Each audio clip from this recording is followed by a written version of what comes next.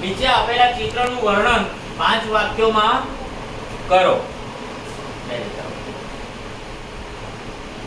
Tree, bicycle, cows, sheep, children, bike, balloon, kite, sun.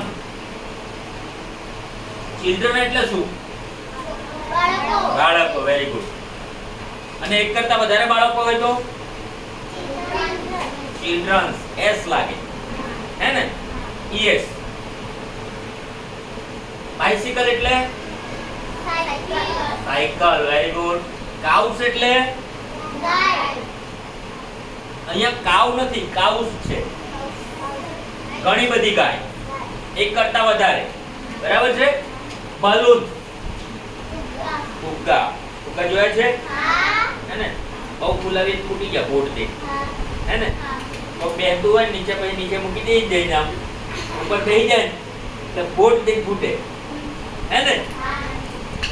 ભાઈ પેલો ચમકી જાય, ઓહો આ શું થયું, એકદમ ગભરાઈ ગયા.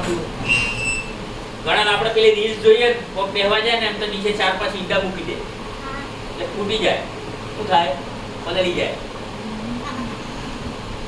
ચલો, કાઈટ એટલે પતંગ. સન એટલે સૂર્ય. Very good. ટી એટલે ટ્રી.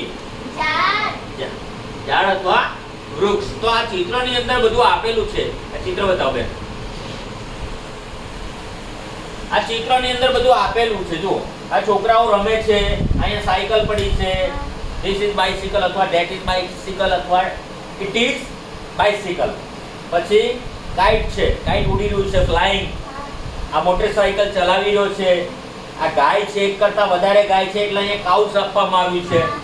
અહીંયા બલૂન્સ આપવામાં આવ્યું છે. કેમ કે અહીંયા ઘણા બધા ફુગ્ગાઓ છે. Very good. હવે છે ને તમારે આના વિશે વર્ણન કરી નોટમાં લખવાનું છે.